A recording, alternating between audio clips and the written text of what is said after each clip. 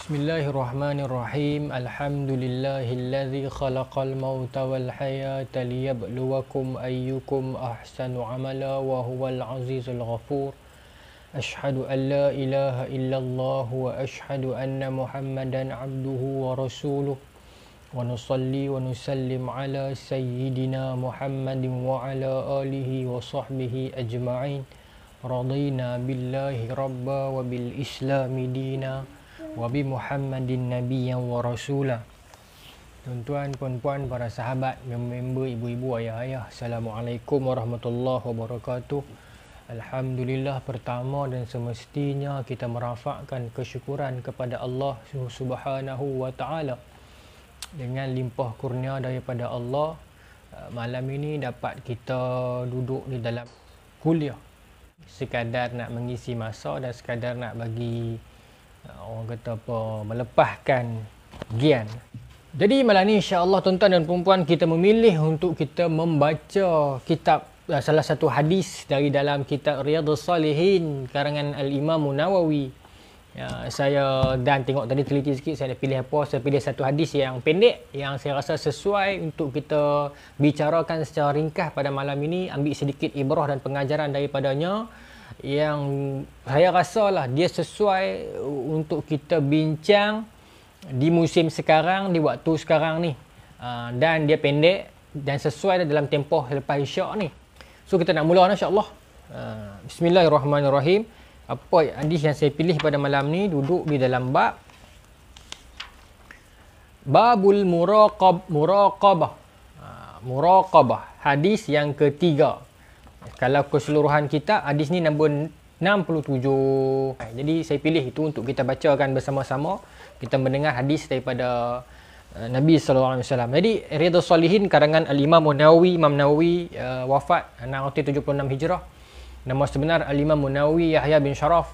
Imam Nawawi merupakan seorang imam yang faqih dan juga imam dalam hadis, yang merupakan salah seorang daripada tenaga pengajar dalam Darul Hadis dalam era-era Islam sebelumnya. Salah satu cerita yang menarik tentang Al-Imam Nawawi yang diceritakan oleh Al-Imam Ibn Katsir dalam Bidayah wa Nihayah, bahwasanya satu malam Imam Ibn Katsir pernah bermimpi. Mimpi dia dalam kitab dia mengatakan, satu malam aku bermimpi bertemu dengan Al-Imam Nawawi. Masa ni Imam Nawawi dah tak ada dah. Okay, dia mimpi ni dalam tahun 700 tak silap saya. 700 lebih lah. Tetapi Imam Nawawi dah wafat 676 Hijrah. So cerita dia lah ni, masa Ibn Katsir mimpi Imam Nawawi tu, Imam Nawawi dah tak ada dah. Dah wafat dah. Okay. Kata Ibn Katsir, di dalam mimpi tersebut aku bertemu dengan Imam Nawawi dan aku melihat dia duduk di satu kerusi dan dikelilingi oleh kebun yang hijau yang cantik. Ni mimpi orang soleh tuan-tuan. Kemudian aku bertanya kepada dia. Ibn Katsir bertanya kepada Imam Nawawi, kata, wahai Imam, kenapakah di dalam kitab Majmu' yang Imam tulis, Imam Nawawi tulis kitab Majmu', Majmu' Syarh Muhazzab, Majmu' syarah kepada kitab Muhazzab Imam Syarazi, kitab fiqh mazhab Syafi'i, kan? Imam Ibn Katsir dia ada persoalan dalam kepala dia masa duduk cerita pasal sejarah umat Islam ni dan menulis tentang ulama-ulama ni, maka dia ada persoalan dalam pemikiran dia. Bila mana dia mengkaji kitab Majmu' karangan Imam Nawawi, Majmu' syarah kepada Muhazzab Imam Syarazi, maka ada persoalan dalam benak pemikiran dia. Jadi dia mimpi satu malam, dia melihat Imam Nawawi duduk di satu kawasan kebun yang luas dan subur. Maka dia bertanya kepada Imam Nawawi, wahai Imam, saya ada satu soalan. Kenapakah di dalam kitab Majmu' yang Imam tulis, Tuan Imam banyak nakalkan banyak qaul-qaul ulama terdahulu lah, sebelum Imam Nawawi lah. Banyak nakalkan beberapa qaul, pendapat ulama-ulama terdahulu di dalam kitab Majmu' tersebut. Tetapi dalam banyak-banyak qaul ulama di dalam pelbagai mazhab yang Imam masukkan di dalam kitab Majmu' itu, kenapa tidak ada satu pun qaul daripada ulama Ibn Hazm? Ibn Hazm ni ulama Zahiri, Ibn Hazm Al-Andalusi. Ibn Hazm ni satu ulama yang alim tetapi agak tegas dan kritikan dia pedas. Kitab-kitab dia yang keras macam Al-Muhalla, saya tak pandai. Pasal bahasa-bahasa yang tinggi sangat saya tak pandai. Tapi antara yang top lah, Tuqul Hamamah, tentang metafora merpati, adalah. Tapi bermaksud Ibn Hazm ni ulama yang besar, tetapi dia dalam mazhab literal ataupun mazhab zahiri. Ada usumangan di dalam keilmuan Islam, tetapi dia agak keras. Keras lah, memang keras sungguh lah. Maka Ibn Katsir tanya Imam Nawawi tentang kenapa tak awak masuk qaul Ibn Hazm, sebab Ibn Hazm hidup sebelumnya. Maka Imam Nawawi pun beritahulah, cakap beberapa ni, cakap dalam bahasa metafora lah, beritahu tentang tumbuh-tumbuhan yang menyuburkan dan sebagainya. Ibn Katsir kata masa Imam Nawawi duk cerita kat saya tu, kami diorang kalih nampak Ibn Hazm sedang duduk di satu kerusi yang disekelilingi dia oleh taman juga, kebun juga, tetapi tak sesubur kebun yang sedang Imam Nawawi duduk ni. Ibn Katsir cerita. Kan? Dan Ibn Hazm, kata Imam Ibn Katsir, dalam mimpi tu saya yakin dia dengar kami punya duk sembang ni. Kan? Maka dia terjaga daripada tidur dia. Maka daripada mimpi tersebut, orang mula bincang lah. Itulah menandakan bagaimana kehidupan orang yang berjasa kepada agama. Imam Nawawi dalam seluruh kehidupan dia menulis berapa banyak kitab, yang kitab Imam Nawawi sampai ke seluruh pelosok dunia, yang dibacakan sampai ke malam ni. Kan? Berapa banyak kitab karangan Al-Imam Nawawi orang baca dan orang buat pengajian di masjid. Jadi di sana, di alam sana itu Imam Nawawi sedang mendapat benefitnya, sedang mendapat sahamnya. Sebab tu di dalam mimpi tersebut diperlihatkan Imam Nawawi sedang duduk di satu lembah, satu taman yang subur, yang macam menyuburkan orang lain dan sebagainya. Maka, tapi ialah mimpi bukan hujah. Cuma Imam Ibn Katsir sekadar menceritakan di dalam kitab beliau Bidayah wa Nihayah tentang satu peristiwa unik. Dia mimpi Al-Imam Nawawi. Jadi ialah kita pun terangin tuan-tuan. Bila sebut tentang mimpi ni, siapa tak terangin mimpi? Apatah lagi kalau mimpi Rasulullah sallallahu alaihi wasallam, lagilah kita terangin. Kadang-kadang kita duk pujuk diri kita kan, ya Allah, kalaulah aku punya amalan ni tak mampu melayakkan aku untuk mimpi Nabi lagi, bagilah aku mimpi sahabat. Kan? Kalau tak boleh pun mimpi ulama, tak apalah, teringin nak jumpa mana-mana ulama kan. Teringin nak jumpa orang dalam mimpi kan. Mudah-mudahan insya-Allah. Tapi itulah orang-orang alim ni, Ibn Katsir dia mimpi Imam Nawawi pun yang dia tanya pasal kitab. Yang dia tanya pasal kitab, dia tanya akademik. Bukan dia mimpi-mimpi dia tanya macam-macam benda-benda lain lah. Kalau kita ni, tak tahulah kan. Kalau diperlihatkan dalam mimpi macam tu, mungkin kita nak tanya soalan-soalan lain. Tetapi itulah ulama, mimpi ulama. Baik, so kita nak mula dah. Hadis nombor 67. Di dalam bab muraqabah ni, hadis nombor 3. Imam Nawawi masukkan di dalam bab muraqabah. Muraqabah adalah masdar kepada raqabah. Yuraqibu muraqabatun. Muraqabah ialah fi'il rubai. Daripada wazan fa'ala yufa'ilu mufa'alatun. Jadi wazan ini, wazan kedua di dalam fi'il rubai, fa'ala, membawa satu konotasi pengertian saling.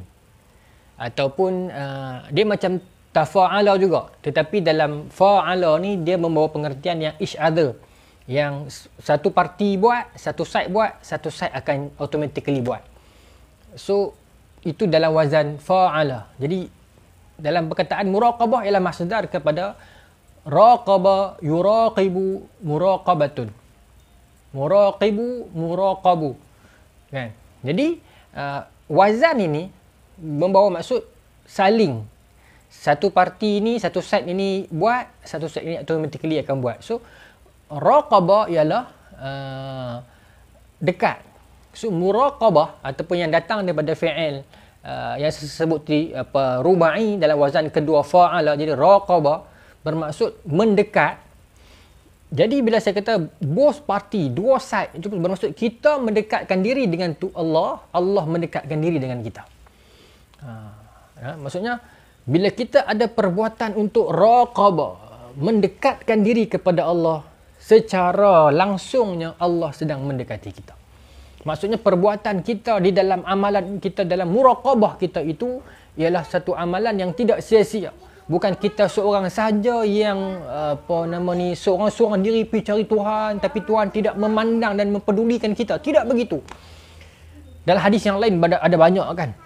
Dalam hadis-hadis Qudsi Allah sebut tentang bagaimana Allah dekat dengan para hamba. Dalam Quran juga, dalam surah Baqarah, wa idza sa'alaka 'ibadi 'anni fa inni qarib.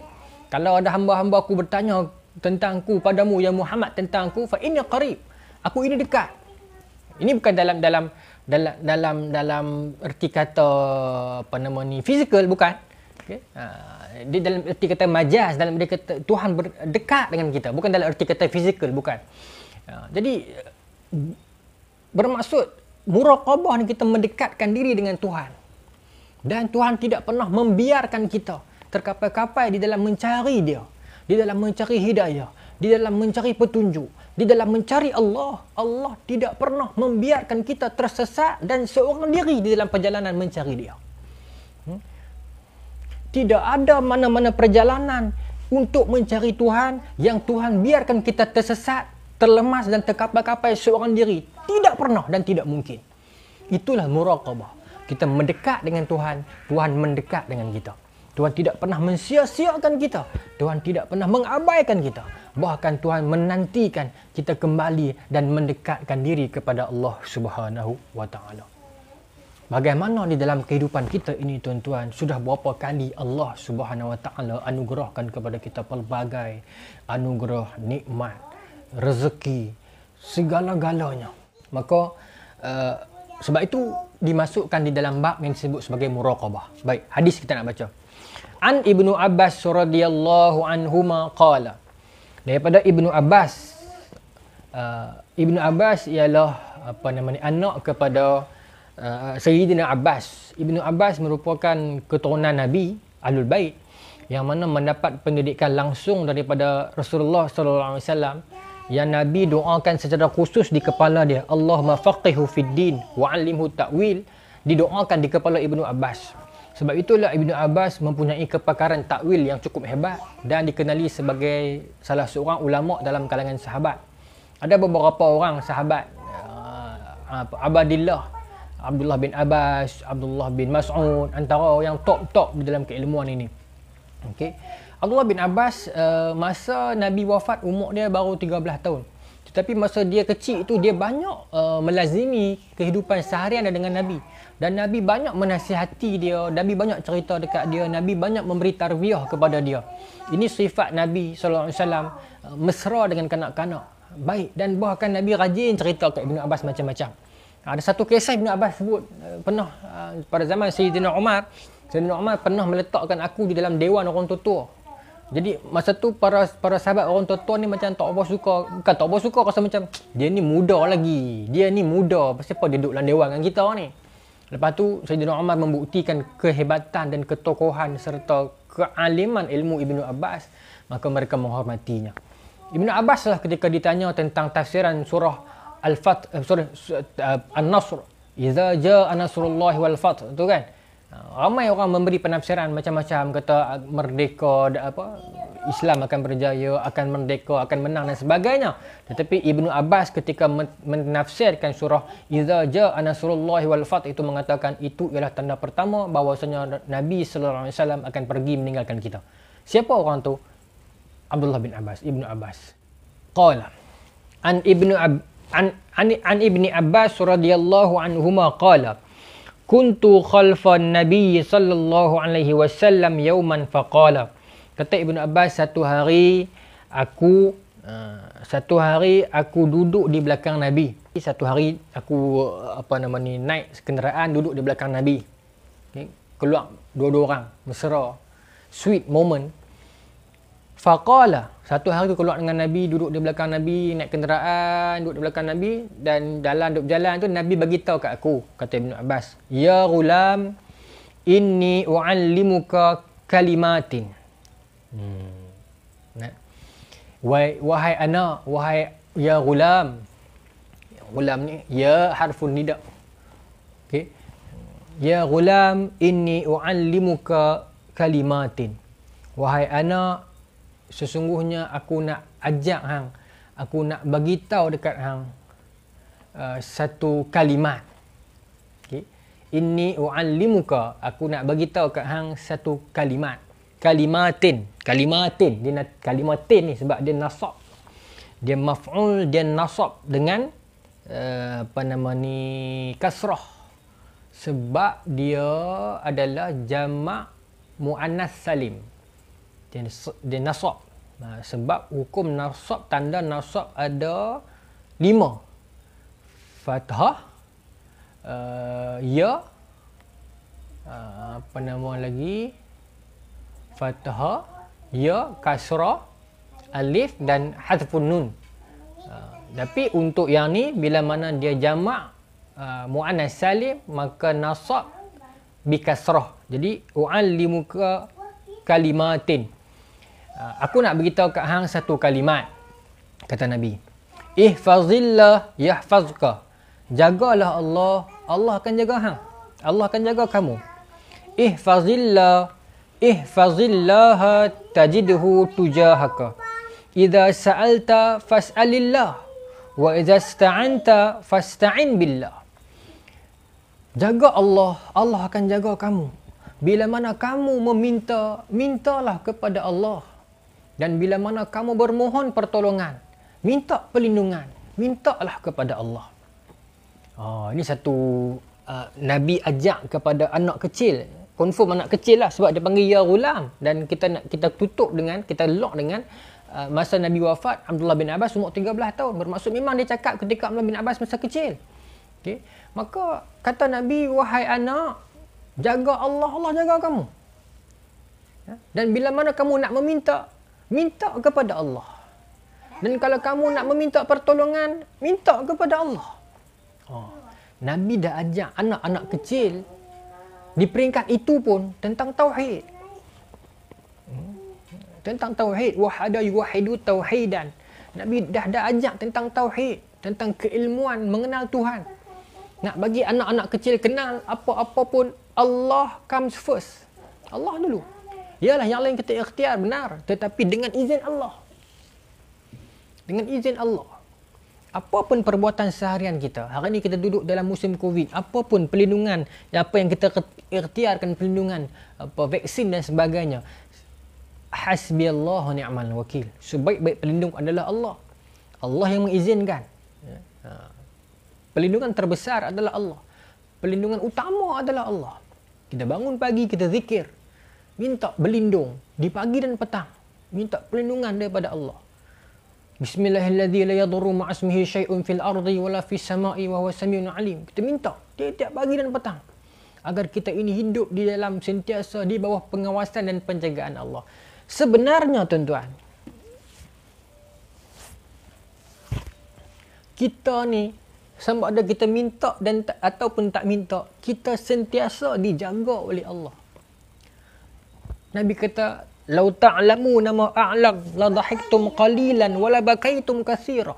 Kalau kamu tahu apa yang aku tahu, kamu akan sedikit ketawa dan banyak menangis. Sebenarnya dalam kehidupan kita ini, memang kita minta ke tak minta, memang Allah duk jaga kita dah. Dan tapi kita kena minta lah, Nabi suruh minta. Tapi saya nak beritahu besarnya kasih sayang Allah, penjagaan Allah kepada kita, tuan-tuan. Allahu Akbar. Bintang-bintang nun di langit, asteroid, meteor, macam-macam objek-objek langit itu, kalau jatuh menimpa kita, tidak ada satu penahan pun yang mampu menahannya. Kalau jatuh satu objek angkasa yang mungkin besar sebiji kereta, ya, habis kita ni. Tidak ada mana-mana penahan yang mampu menahan.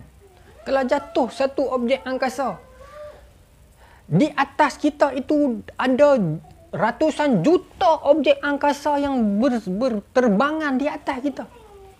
Siapakah yang menahan semua itu daripada jatuh dan menimpa kita? Kalau bukan Allah Subhanahu wa Ta'ala. Kita tidur, di dalam tidur kita yang nyenyak dan nyaman itu, siapa yang menahan objek-objek angkasa itu daripada jatuh dan menimpa kita? Di dalam keadaan kita sedang duduk berbuat kejahatan dan dosa, di atas kita itu ada ancaman yang anytime boleh jatuh menimpa kita. Tetapi kasih sayangnya Allah Subhanahu wa Ta'ala kepada kita itu, Tuhan tidak membiarkan hamba-Nya itu, tidak pernah membiarkan kita. Allah menahannya, dan menjaga untuk kita. Wa idzal biharu sujjirat, air meloncat ke darat. Sekeliling kita ada air yang bila masa pun boleh meloncat naik dan menenggelamkan kita. Siapa yang menahannya? Sekeliling kita ada ancaman. Sekeliling kita, di dalam badan kita, di luar diri kita, threat ada di mana-mana. Siapa yang menjaga kita siang dan malam tanpa kita sedar? Allah menjaga kita. Maka kata Nabi, nak minta kepada Allah. Nak minta perlindungan, minta kepada Allah. Sesuai dengan musim sekarang ni lah. Tapi jangan kita kata, oh, orang yang mati sebab COVID tu mungkin dia tak minta perlindungan Allah. Tak boleh kita macam tu. Sebab apa yang Tuhan takdirkan kepada dia itu, mungkin Tuhan jemput dia pulang dalam keadaan COVID. Mungkin itu yang terbaik untuk dia. Mungkin Allah nak berikan kepada dia ganjaran yang lebih besar di sana. Okay. Mungkin mereka orang yang telah pergi meninggalkan kita kerana COVID sedang berbahagia di dunia sana. Di alam sana. Sedang berehat dan tenang di sana. Kita menangis di sini meminta kalau boleh nak mereka pulang. Kalau mereka boleh bercakap dengan kita, tak mau dah. Tidak ada mana-mana orang yang mati yang nak pulang ke tanah yang nak pulang. Ini cerita barzah, ini bukan cerita mati nanti. Kita faham dari surah Sajadah ada walau tara izil mujrimuna nakis ru'usim tu kan. Ru'usim inda rabbihim rabbana absarna wa sami'na farji'na na'mal salihan inna muqinun. Benar. Ada doa, ada ayat tersebut dalam surah Sajadah. Kembalikan kami dah tengok, kami dah dengar, kami dah yakin. Farji'na na'mal salihan inna muqinun. Kami akan buat amal soleh, kami dah yakin. Tetapi kalau kita buka dalam surah Yasin, qalu ya wailana man ba'athana min marqadina hadha. Kita buka dalam surah-surah yang lain, dalam hadis-hadis yang lain. Orang dia tak mau kembali dah, antara sebabnya kerana apa? Dia takut dah nak kena rasa sakaratul maut kali kedua. Dia takut. Dia tak mau dah. Kalau kita buka di dalam satu riwayat yang dinukilkan oleh Imam Ibn Katsir dalam Bidayah wan Nihayah, di dalam bab Nabi Isa AS, di dalam bab mukjizat dan sifat Nabi Isa AS, menceritakan satu hari Nabi Isa pernah melewati satu kuburan. Melewati satu kubur dan melihat seorang ibu menangis yang teresak-esak merata. Maka Nabi Isa tanya dia, kenapa menangis ni? Maka dia cerita anak dia telah pergi meninggalkan dia dan sebagainya, sekian. Maka Nabi Isa kata, kalaulah apa yang makcik nak sekarang? Dia kata makcik nak dia balik. Makcik nak dia balik. So, dia tak boleh terima anak dia pergi meninggalkan dia. Makcik nak dia balik. Maka Nabi Isa kata, kalau saya boleh doakan dia untuk kembali dengan izin Allah, mau dah makcik beriman kepada Allah? Boleh. Maka Nabi Isa pun mendoakan dengan izin Allah. Maka keluar budak tadi tu daripada kubur. Budak muda perempuan keluar daripada kubur. 3 kali panggilan baru keluar. Maka Nabi Isa tanya, kenapa 3 kali baru munyut, baru mengkit? Maka dia kata panggilan pertama tu malaikat baru susun balik badan-badan aku, masukkan balik organ-organ aku. Kemudian panggilan yang kedua itu baru masukkan roh dalam badan aku balik. Panggilan ketiga baru aku bangkit.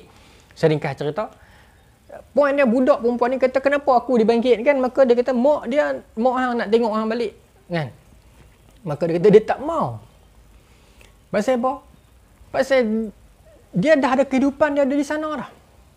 Dan dia tak sanggup nak menghadapi kematian kali kedua.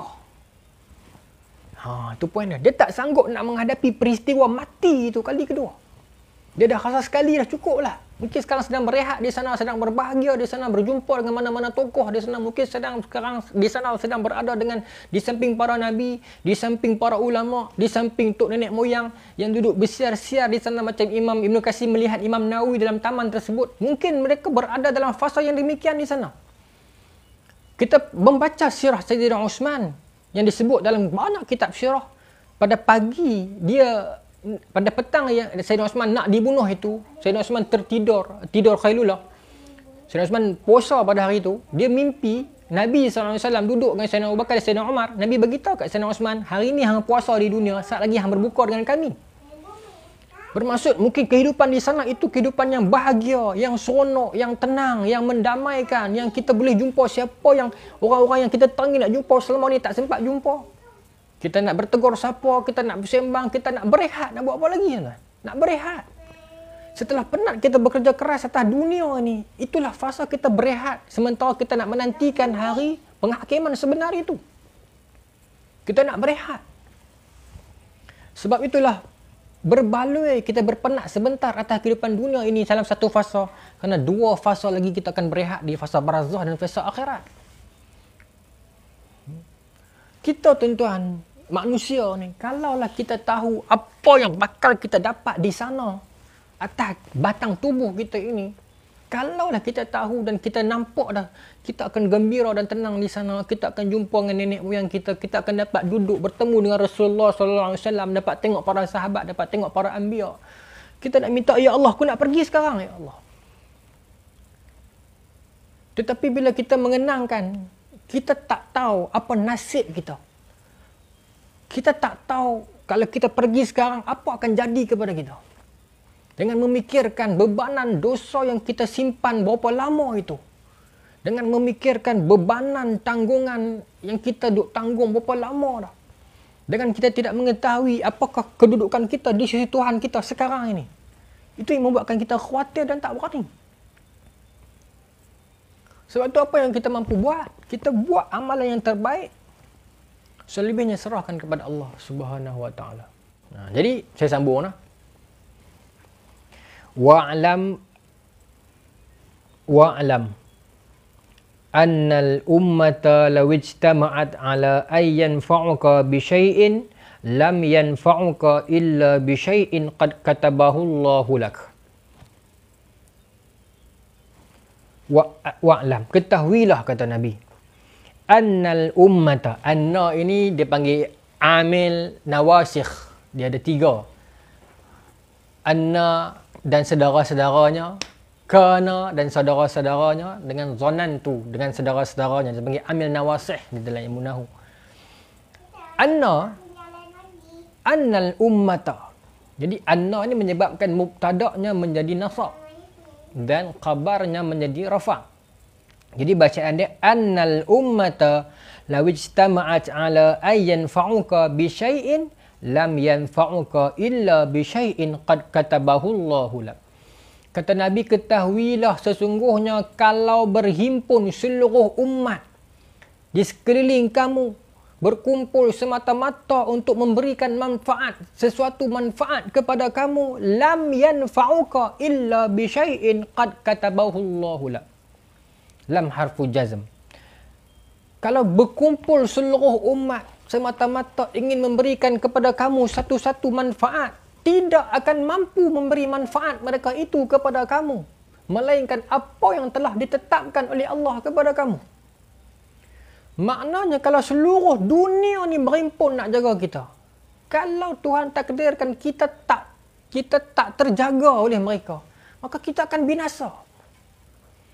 Kalau Tuhan takdirkan kita akan mati sekian-sekian tempat, sekian-sekian masa, kalau kita diberitahu awal, kita dah sediakan segala preparation, buat segala dom, buat segala pelbagai persediaan, tidak akan mampu memberi manfaat secebis pun usaha itu, sekiranya Allah tidak izinkan. Saya suka bila saya baca hadis ni, saya nak memberikan contoh yang paling mudah lah, yang paling dekat dengan kita, nak bagi kita faham. Lawijtama'at ummata, kalau seluruh umat itu berkumpul ala ayyan fa'uka bi syai'in, untuk memberikan kepada kamu satu-satu manfaat, takkan mampu. Saya nak bagi contoh mudah yang saya duk cerita kat budak-budak lah, budak sekolah. Kalaulah kita teringin nak dapat satu-satu manfaat, katalah kita nak rasa satu masakan yang sedap, yang paling sedap atas dunia, satu pinggan harga 2 bilion contoh. Jadi berkumpul seluruh chef satu dunia, yang mai daripada Paris, yang mai daripada Britain lah, segala Gordon Ramsay lah, Subway lah, apa semua pakat mai, habis berhimpun ni. Hell Kitchen lah, Heaven Kitchen lah, segala macam-macam. Berhimpun satu dunia. Berhimpun ala ayyan fa'uka bi syai'in, atas satu tujuan, nak bagi satu manfaat kepada kamu. Maksudnya dia nak bagi satu manfaat ni, maksudnya satu dunia punya chef berhimpun, kita bayar harga 2 bilion. Aku nak sepinggan je makanan yang harga 2 bilion, aku nak seluruh chef satu dunia berhimpun sediakan makanan tersebut. Mereka buat dengan research, dengan R&D, masuklah segala Sinovac, segala Pfizer, segala AstraZeneca, apa semua nak bagi nampak sedap, nak bagi bermanfaat kepada kita ni.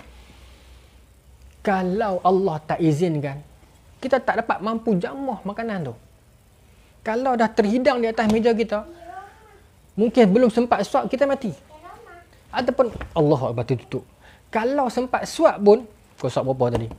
Kalau sempat suap pun, mungkin kita akan muntah balik. Kita tak tahu. Alhamdulillah. Selagi Tuhan tak izin dan Tuhan tak akan masuk dalam kerongkongan kita. Mungkin dah masuk mulut, dia muntah balik. Ya. Nak beritahu sampai tara-tara tu. Okey, baik. Begitu juga maaf sebut. Sekarang dalam musim-musim vaksin dan sebagainya. Kita buat, kita cucuk, saya cucuk. First dose kemarin dulu. Tetapi perlindungan terbesar adalah daripada Allah Subhanahu wa taala. Kalau Tuhan tak izin, tak payahlah. Ya? Sebab tu kata Nabi awal tadi tu, nak minta perlindungan, minta kepada Allah dulu. Baik. Di samping kita ikhtiar cara manusiawi.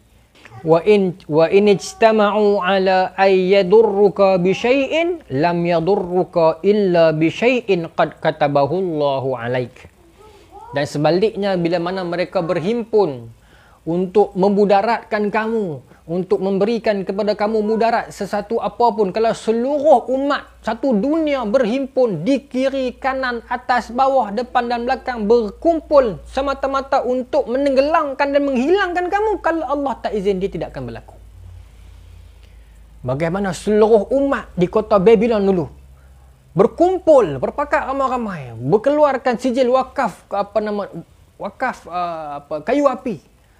Segala orang politik turun, segala suri rumah di dalam rumah keluar, semuanya berkumpul hanya semata-mata ingin membakar dan menghancurkan Nabi Allah Ibrahim. Tak mampu. Bila dilontarkan Nabi Ibrahim ke dalamnya, kata Allah, ya nar kuni bardan wa salama. Tak terbakar Nabi Ibrahim. Tak termudarat Nabi Ibrahim. Maknanya apa tuan-tuan? Kita ni pun kalau seluruh dunia berhimpun nak kata kat kita, nak tenggelamkan kita, nak hancurkan kita, nak binasakan kita, nak kecam kita, kalau Allah tak izin, kita tak terbinasa oleh semua tu. Hari ni dalam budaya kecam mengecam. Hari ni dalam budaya orang mencari kesalahan orang. Dalam ruang lingkup manapun ada perbalahan. Baru ni ada kematian, Allah yarhamah. Allah yarhamah ni bahasa Melayu. Siti Sarah. Kan? Sepatutnya itu menjadi pintu-pintu hidayah, tetapi itu menjadi pintu-pintu perbalahan. 2-3 orang pakai buat post, lelaki kena macam tu, dia pun buat post perempuan kena macam ni. Sudahlah. Itu sepatutnya jadi pintu hidayah, pintu muhasabah. Tetapi kita menukarnya menjadi pintu-pintu balah. Apa dalam ruang mana yang kita tidak berbalah lagi, tuan-tuan? Politik, ekonomi, sukan, artis, keagamaan. Kita tak pernah berhenti daripada berbalah. Kita baca sirah Nabi Ibrahim. Kita baca sirah Ashabul Kahfi. Pemuda Ashabul Kahfi yang hidup dalam era Raja Daqyanus, kan? Raja Daqyanus ni 249 Masihi, selepas Nabi Isa. Zaman itu Kristian di peringkat tu dia masih belum persidangan Nisia lagi. Persidangan Nisia 325 Masihi. So bila 249 ni dia sebelum tu lagi. So dia masih ada orang yang mengamalkan Kristian, bukan Kristian Islam lah, syariat Nabi Isa itu yang sebenar. Maka bila zaman Raja Daqyanus ni dia membawa kepada orang kepada penyembahan berhala, maka pemuda-pemuda Ashabul Kahfi ni, mereka ni golongan bangsawan. Dia pun bukan pemuda biasa, dia pun pemuda bangsawan. Bila mana dapat report SB beritahu kat raja, kata depa ni tak mau sembah berhala, maka raja panggil depa, tanya depa, dan depa kata depa nak sembah Allah yang Esa saja. Kemudian bila raja menawarkan kepada mereka segala pangkat, kedudukan dan sebagainya, mereka tak mau. Sampai mereka terima ancaman, akhirnya bila mereka tak mampu buat apa, seluruh umat ikut raja sembah berhala, mereka saja yang tinggal. Maka mereka membawa diri mereka ke gua, Allah tidurkan mereka 309 tahun. tak mampu memberi mudarat kepada mereka. Raja cari, SB cari, segala tentera-tentera raja pakat cari. Susah payah, turun segala geran, turun segala peruntukan, habis turun sampai ke gerakan-gerakan di bawah-bawah ni, Sabang dan sebagainya, nak cari mereka ni. Penat, susah cari, tak jumpa. Sedangkan dalam ketika mana musuh-musuh mereka sedang penat mencari mereka dengan tujuan nak menghancurkan mereka, mereka sedang ditidurkan dan lena, nyenyak dan nyaman di sisi Tuhan mereka. Tuhan bagi mereka lena. Bukan mereka berlari, takut, tak ada. Lena. Dalam keadaan musuh mereka sedang mencatur strategi, keluar duit, keluar bajet, keluar usaha, keluar keringat, nak menghancurkan mereka. Ironi dia, Tuhan lenakan mereka, relax 309 tahun, dan mereka bangun dan jaga. Mereka berada dalam fasa zaman yang baru, zaman raja yang beriman kepada Allah. Ini yang dikatakan kalau seluruh dunia berhimpun nak hancurkan kita, tak mampu. Hari ini kita bercakap tentang orang-orang tentera-tentera Israel, tentera-tentera Amerika, macam-macam yang boleh buat macam-macam teknologi moden, ketenteraan yang hebat dan sebagainya. Bila kita fikirkan, mungkin di sudut persenjataan kita tak mampu. Tetapi kalau Allah tak izin seluruh alliance itu berkumpul nak hancurkan kita, takkan jadi apa kita. Takkan jadi apa kita. Tetapi itu bukan satu alasan untuk kita tidak mempertingkatkan kekuatan ketenteraan kita, bukan. Kita kena buat, ikhtiar kita kena buat. Tetapi nak beritahu di sudut akidahnya, kalau Allah tak izin tak berlaku. Sebab tentera Allah lagi besar, lagi hebat, lagi luas. Kalaulah berlaku kejatuhan teknologi, tiba-tiba teknologi jadi pluk, habis, maka ketika itu aset ketenteraan yang paling mundur lah akan menjadi aset ketenteraan yang paling mewah. Sebab apa saya kata macam tu?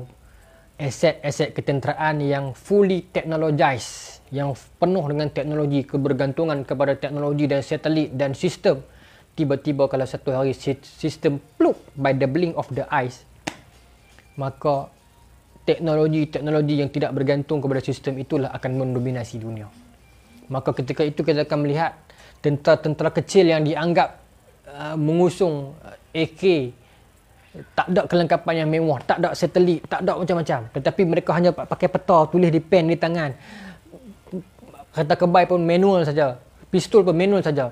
Ketika itu mereka lah yang akan menjadi tentera yang paling hebat. Sebab orang-orang yang telah lama terdedah dengan teknologi-teknologi ini, satu ketika kalau teknologi itu tenggelam, maka mereka akan tenggelam punca. Tuan-tuan, nenek dan moyang kita dulu, bila zaman Jepun, zaman komunis, zaman penjajahan, tak ada makanan, makanan dicatu, mereka ada skill kehidupan. Boleh tanam lagi ubi, boleh buat segala cucuk tanam, boleh membuat makanan sendiri.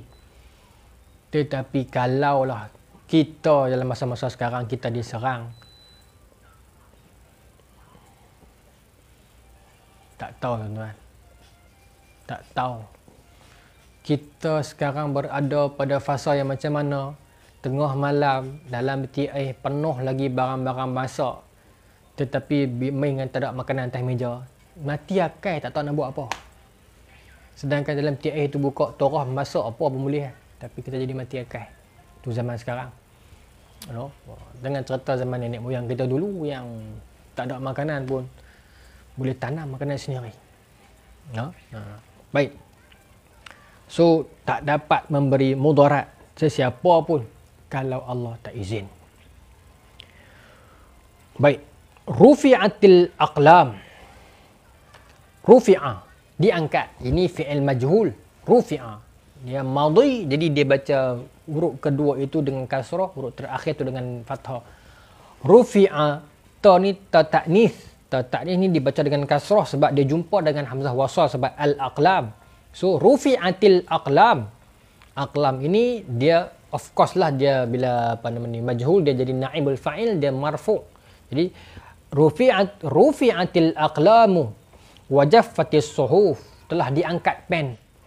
Telah kering dakwat-dakwat suhuf. Bermaksud ni, nak ceritakan apa ni? Takdir telah ditetapkan Allah. Tetapi bila berbincang tentang takdir, kita kena faham konsep qada dan qadar. Qada adalah ketetapan. Qadar ialah pelaksanaan ketetapan tersebut. Qada kita akan mati umur 40. Qadar matinya kita umur 40 tu bagaimana? Okey. Tetapi qada itu juga terbahagi kepada dua. Qada mubram dan qada muallaq. Mubram yang dah tetap tak boleh berubah dah. Muallaq yang bergantung, yang boleh berubah berdasarkan usaha dan doa kita. Itu ulama membahagikan pembahagian qada. Rawahu Tirmizi. Wa qala hadithu hasanus sahih. Imam Tirmizi riwayat hadis ni dengan statusnya hasan sahih di sisi Imam Tirmizi. Ada tambahan, wa fi riwayati ghaira Tirmizi ihfazillah tajidhu amamaka ta'arraf ila Allah fi ar-rakha'i ya'rifka fi syiddati. Ini dalam riwayat yang lain Imam Nawawi tambah kata ditemukan dalam riwayat yang lain hadis yang sama tetapi dia punya matan ada sedikit berbeza. Jagalah Allah, nescaya engkau akan dapat merasakan Allah di depanmu. Bermaksud Allah yang membentengi kita, menjaga kita. Dan ingatlah Allah ketika mana senang, nescaya Allah akan ingat kamu ketika mana kamu susah. Itulah kehidupan kita ini, tuan-tuan. Yang mana saya fikir hadis ini, yang ringkas ini sesuai untuk kita bicarakan pada musim COVID ini dan masa yang terbatas ini, yang membawakan kepada kita satu pengertian tauhid, satu pengertian kefahaman tentang kebesaran Allah. Imam Nawawi memasukkan di dalam bab muraqabah yang kita dah sembang dah tadi itu, di dalam wazan raqaba, wazan fa'ala yufa'ilu mufa'alatun, raqaba yuraqibu muraqabatun, iaitu wazan yang membawa maksud saling, yang dia takkan jadi satu pihak saja. Satu pihak buat, satu pihak lagi akan buat. Kita mendekatkan diri dengan Allah, Allah mendekatkan dengan kita. No? Tuhan tidak pernah sekali-kali mensiakan kita. Tuhan tidak pernah sekali-kali mengabaikan kita. Buktinya kita tidak pernah terlepas daripada makan. Kalau orang berhujah, saya pernah tak makan, kita tanya kepada dia balik, awak pernah tak hidup? Kita tidak pernah barang sedetik pun kita terlepas daripada pandangan Tuhan, daripada kasih sayang Tuhan, daripada penjagaan Tuhan. Selesailah tentu hadis tu. Baik. Okey, terima kasih banyak-banyak. Kita jumpa lagi. Saya ucapkan Assalamualaikum warahmatullahi wabarakatuh.